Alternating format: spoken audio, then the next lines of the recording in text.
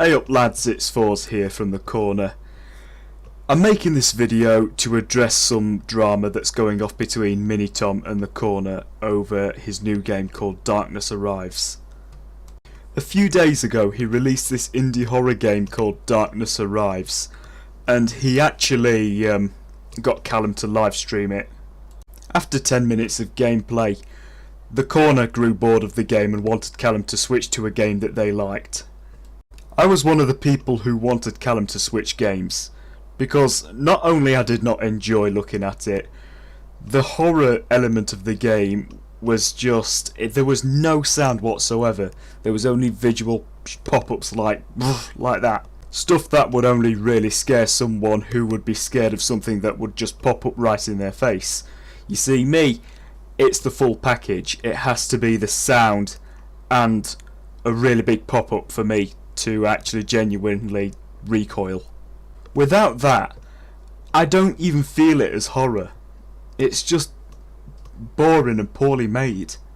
And if you want to be a respected game developer, you take every single step of criticism seriously. You don't take a certain type of criticism like constructive and then ignore the angry part of it. You just don't do that. You won't get any respect for that. And this is my message to you, MiniTom.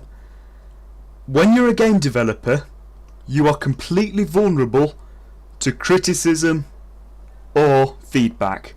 Any sorts of feedback. You listen to every single kind of feedback. You don't react negatively. And if you respond negatively to people who are like commenting about your game or reacting negatively or criticising your video, by blocking them and that, you're coming across as a piece of shit who can't take criticism. Because when it comes to game developing, the customer is always right. No matter what opinion or what they say, they are always right, and you should do your best to fix that issue. And if you can't fix the issue, just say, I'm sorry, I can't fix this, it's something that I can't do, it's impossible. If you've made a bad game and overpriced it, you are responsible for what you've done. And by blocking people and banning people from your Discord server just for talking to you in the wrong manner makes you come across as an utter snowflake. If you can't take it, don't start it. It's very simple. If you get yourself into this mess, you are the one to blame, not the corner. I am not a guy who will make a fake review and lie to the developer. I am the one who will go straight forward with the bland truth. No edits whatsoever. I'm not going to lie to the developer about a bad game and say that it's good, just to spare their feelings. And like what Callum said, this is the big boy playground. There is repercussions here. And I've faced quite a few of them. Yes, I've been guilty for all the fuck-ups that I've done, but I move on from it. I try to forget about it. But by getting mad at the corner for disliking your game is quite a childish thing to do, and a snowflake who can't take criticism. That's what I see. I may be quite harsh at times, but it's the truth. And if you don't like it, leave. You don't have to listen to this. You can happily just click off and dislike this video. But do I care? No, because this is an important video. You take it or leave it. You don't just go crying to your mum and say that he said something that hurt your feelings just because he said what he actually thought. When MiniTom lashed out at the corner, it made him look like a complete and utter baby. Because he is the one responsible for making that game. And by joining the corner, you are taking the risk of being made fun of or being memed. Like seriously, MiniTom, you're a grown man. You need to, listen, man up mate, seriously. It doesn't look good on you when you start berating the corner for things that you've done. But look what DSP Gaming did. He blamed the game or his viewers for doing something that he did.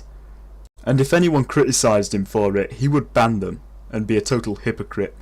And that is what killed his reputation. And due to his toxicity, he put himself into humiliation. And now he is permanently a living meme, and he has to live with that. And by living with that, as in living with that for the rest of your life. And it will permanently damage you. After you do something like this, there's no going back. You're fucked. And if anybody wants my honest opinion about the game, it was shit. It was shit. And it was way too overpriced for a game like that. And I don't care if you take that kindly or you take it as offensive. That is my honest opinion. And if you don't like it, just leave a dislike or unsubscribe to me, or even right click my channel name and click block. I don't give a fuck. And the wise choice is, if you didn't like it, you would leave and you wouldn't bother to berate me for this. Berate me or not, I don't care. And I say it how it is, and if you don't like the fact that I do that, then kindly fuck off. Either that or you succumb to it and you listen. I just want you to just own up and take it like a man, MiniTom. Take the criticism or ignore it. It is very simple. There is no crying your way out of this. Otherwise you'll get memed. Very simple. Because he got butthurt over the stuff that he caused. Seriously, MiniTom. Go into the bathroom and take a look at yourself in the mirror. And you should be thinking, I could be better than this. I could have taken the criticism like a man and made the game better. But instead you just sat in your own little world, crying your eyes out because things didn't go your way. I hope this video puts you into question about your behaviour towards members of the corner for disliking your game. And if you need my help on dealing with criticism, I'm more than willing to help you. Just hit me up on Discord and we can chat about it. But other than that, I'm ending the video here. If you guys like the video, click the like button. If you guys dislike the video, just click the dislike button. I'm not really bothered when it comes to this video because it's something important. Anyway, I'll see you guys next time.